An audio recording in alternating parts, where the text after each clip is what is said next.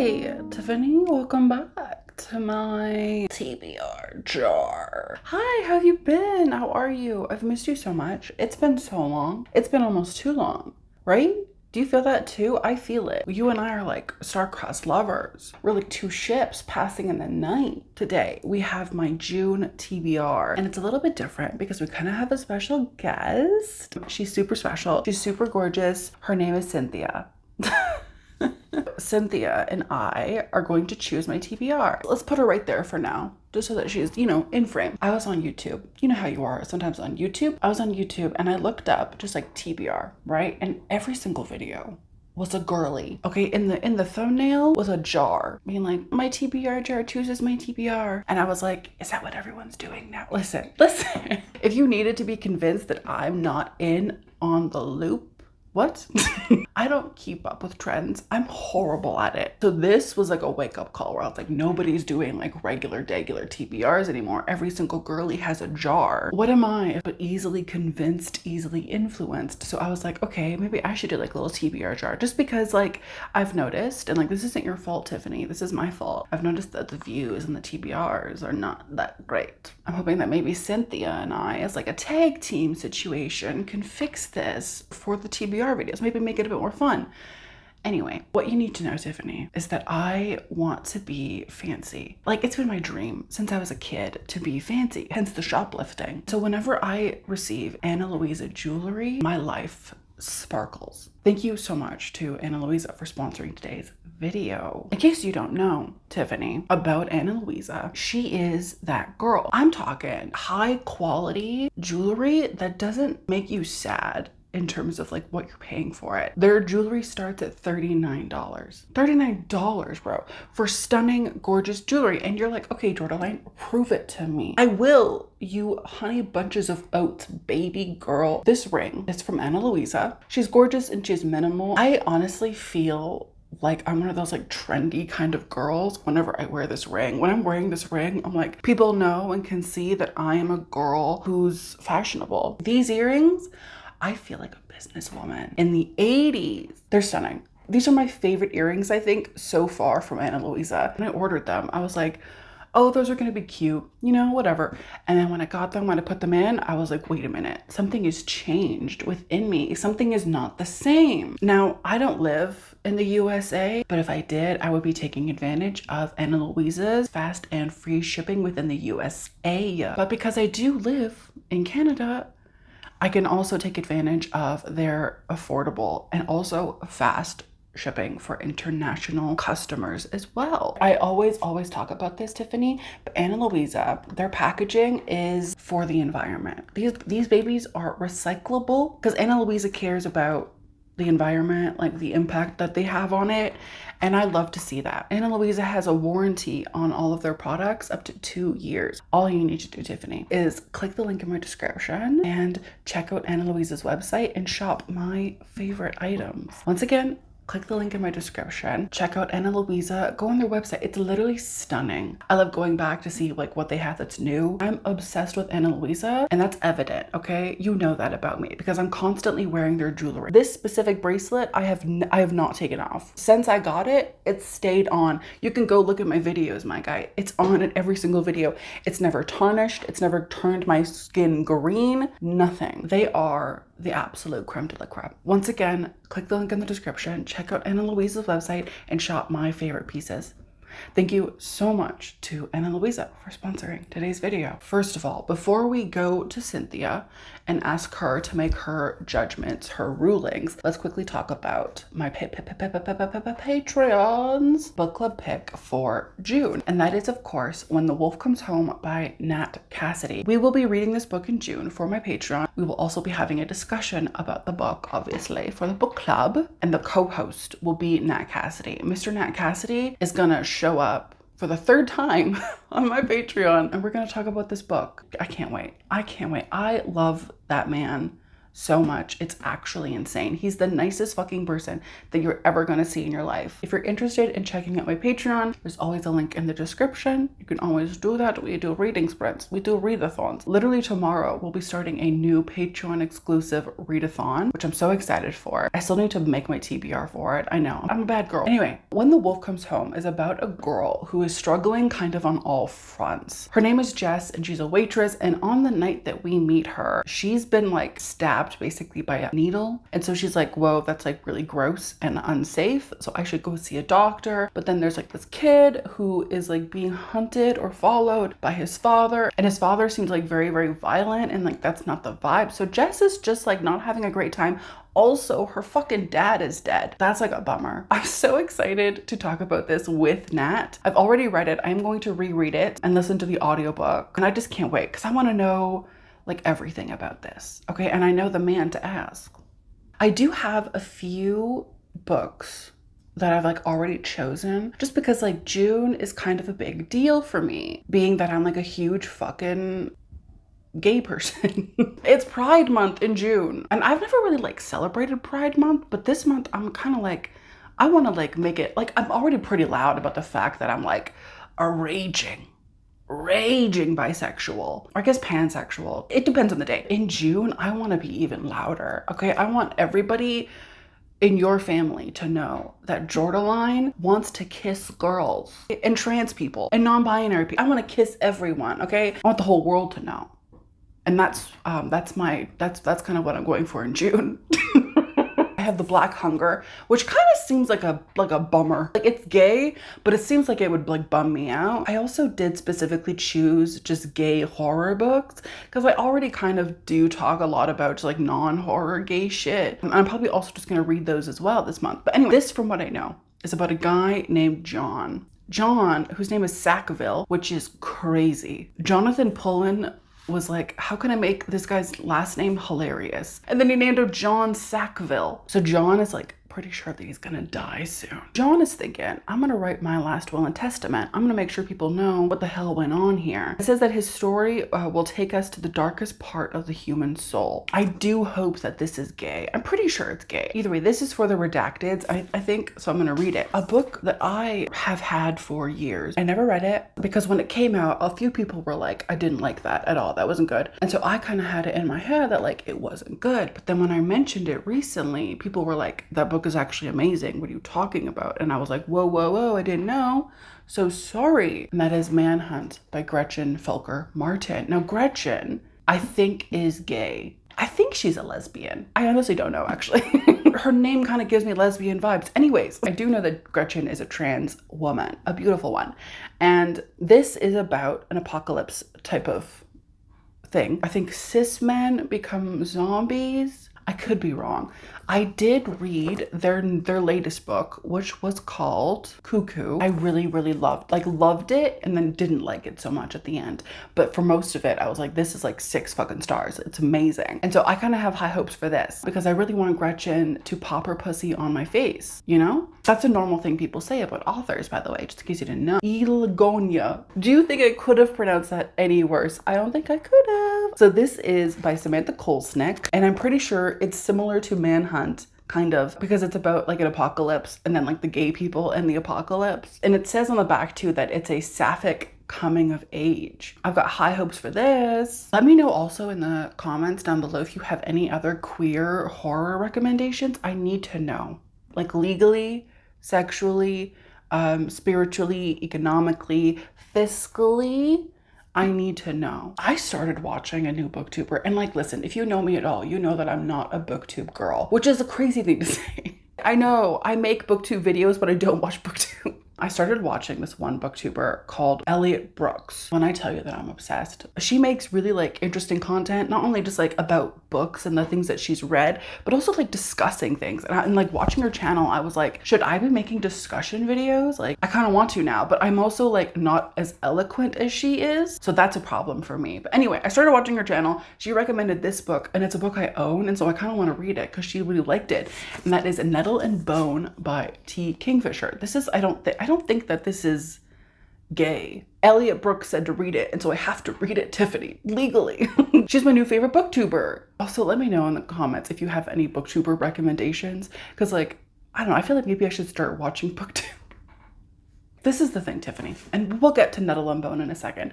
I'm a very judgmental person when it comes to myself. Do you understand what I'm saying? So when I watch booktube, all I can do is like compare myself to the people that I'm watching and be like, their content is so cool. They're doing so much better than me. The way that they film is better. The way that they sound is better. Their editing is like, I compare myself to a fault, and it just makes me feel like shit.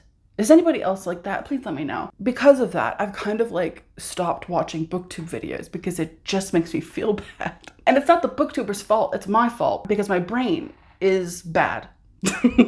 I have Nettle and Bone. This is by T. Kingfisher. Elliot loved this book. She recommended it like a few times and I was like, okay, I'm gonna read that, because also it's a pretty little short thing, you know? And from what I understand, this is like a fantasy novel, a standalone, about a girl whose sister like gets married to this prince, right? And it's all for like the kingdom and like, you know, politics or whatever. But soon after her sister gets married to this prince guy, she finds out that her sister's being abused by this prince guy. And our main character is like, oh, fuck that. So she goes to save her sister. But the thing is, like, she can't like kill the prince. She can't like get rid of the prince because they still need this political arrangement. So along the way, she's gonna meet a few friends. They're gonna come up with some ideas, and I'm assuming save her sister from this POS prince guy. The last thing before we get to Cynthia is a book that I'm currently reading, and I'm actually reading it physically. And I don't want to say that like I'm better than everyone because I'm reading it physically, but I'm kind of better than everyone because I'm reading this physically. And that is Dungeon Crawler Carl. Dungeon Crawler Carl by Matt Dinham. You probably know what this is about. I'm not even going to bother. What I will say though, and I want to know if anybody else feels this way, because I have been noticing a few things while reading this book, and I don't know if anyone else notices them. It's a little bit troublesome for me. I don't want to be one of those like PC woke girls. Actually, I kind of do. I've noticed that there are some things in the book that are I just like in bad taste. Do you know what I mean? Like, it's nothing that I would be like, oh, this is like a horrible thing and I can't read it.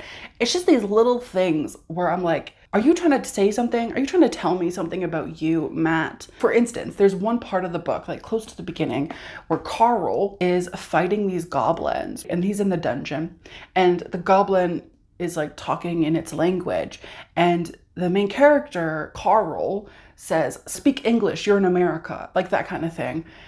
And I don't like that. I don't like that. Like, I can understand that maybe it's like a joke. It's supposed to be funny. I wasn't laughing. I think it's just like a bad joke. There's been moments like that where it's like, it's supposed to be funny. I think it's supposed to be funny, but it's not funny. And it's kind of giving like Matt Dinham is like a white dude who never had to look at his own privilege. That's kind of what it's giving. But other than that, I love it.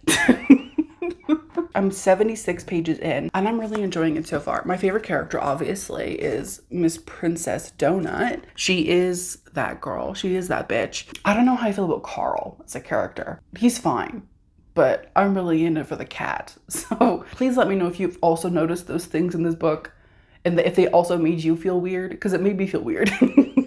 I don't hate it. I do really, really like it. I would say so far, 76 pages in, it's like a 4-star read. But yeah, anyway, okay, let's talk to Cynthia. Let's see what Cynthia wants us to read. Cynthia's brains have been converted into little scraps of paper. How very kind of her to give us that space in her head. Really appreciate that, Synth. Something else that's important to know is this is only my horror books. This is not all of my books. It's just my adult horror because it took a long time. And I was like, I'm too lazy to do the whole thing. So I'll do that eventually. But right now it's just horror books. And that's kind of fun, don't you think? I think I'm gonna pull 4 books, maybe 5. For now, we'll say 4. We'll see. Okay, I have 1 and there's a hair on it. That's kind of a good omen. Can you see the hair? Can you see the hair? Let's see what we have. The first book, ooh, is The Fungus. I've grabbed The Fungus. This is by Harry Adam Knight. This is a horror book about a scientist, right? He's like, I want to cure human hunger. So he creates, of course, a giant mushroom. Too bad though that the mushroom is like evil. The mushroom is like evil. It goes a bit too far. It spreads so much. As you can see from the cover, where the fungus is all over Big Ben. And I think it starts to like take over the world. It kind of reminds me a little bit of The Last of Us, but I think sans zombies. I've been wanting to read this book for so long, ever since I bought it, obviously. I'm glad that Cynthia knew to pick it for me. Thanks, girl. Let's choose another book. Also, I will say the books that I pick from this TBR jar are going to be my priority. I want more than anything to read them. I kind of want to lower my TBR. Oh wait, let's choose a white one. What will it be? We have, People Who Eat Darkness. I have talked about this book, but I have not talked about it a lot. People Who Eat Darkness. This is about Lucy Blackman. Okay, she's tall, she's blonde. I'm assuming she's from like some kind of European or North American country. She goes missing in Tokyo. It's almost as if she like stepped onto the curve and like poof, gone. Who was the mysterious man she had gone to meet? I think this is about a fictional serial killer in Japan killing American or European women. I think. I've had it for a while because I heard very, very good things about it, but I very rarely talk about it, and I also never read it. Who would have thought it? Would you ever look at me and think that girl doesn't read the book she buys? No, you would never think that, but it's kind of true. I know. Okay, Cynthia, 2 for fucking 2. Let's go again. Oh, she kind of smells bad. Ew. Okay.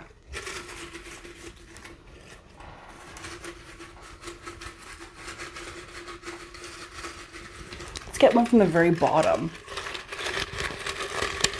Oh, okay, I have one. This is the one I'm, oh, this one's like literally attached to me. Should we do 2 at once?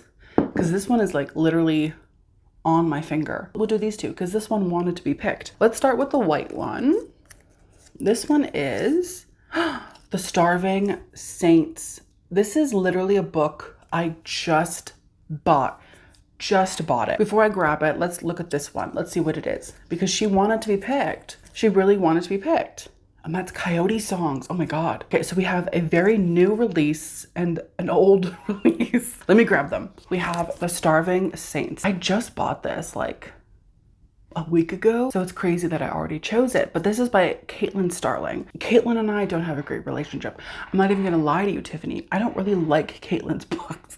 And so you're thinking probably to yourself, why did you buy her book? Because I'm an idiot, all right? I'm an idiot. I read Lumina's Dead like fucking years ago, bro. Maybe like 6-7 years ago. Absolutely hated it, okay? The one sapphic novel I've read that I just fucking hated. I hated every moment of it. So many people love that book and I don't get it. But since then, I've kind of been wary of Caitlin. It hasn't stopped me from getting her books. Listen, Caitlin, I want to love your books. I'm hoping that this one works for me, but most of them I have not heard good things about, other than The Luminous Dead, which I fucking hated. This, from what I understand, is about like a medieval castle sort of situation, and this castle is under siege, and the people inside the castle, like the women and the children, and then also what they call like saints, are sort of being kept like in the basement or whatever. It's been so long that they are running out of food and water. Literally, they're starving. It says on the inside that it's a transfixing fever dream of medieval horror. I think that the people who have started to starve change in some way. I'm just not sure how. I'm looking forward to this despite everything you've done to me, Caitlin. We also have Coyote Songs by Gabino Iglesias. I think it's a book about a group of people who don't know each other but are connected in some way. Stories intertwine with those of a vengeful spirit and a hungry creature to paint a timely, compelling, pulpy portrait of revenge, family, and hope. Okay, Gabino, I'm really looking forward to it. Let me know in the comments if you've read this, what you thought of it. Okay, Tiffany, would I be crazy to pick another book from Cynthia's brain? What do you think? We'll just choose one more. How's that? I chose one that felt like I liked it. It's another white slip. So let's see what we have. We have, oh, I think it's just one word. Oh, it's a book that I've already read. William, that's probably why I wanted to pick it. It's because I already read it and I needed to take it out. So that's fun. Okay, we can choose again. Let's see. Let's do,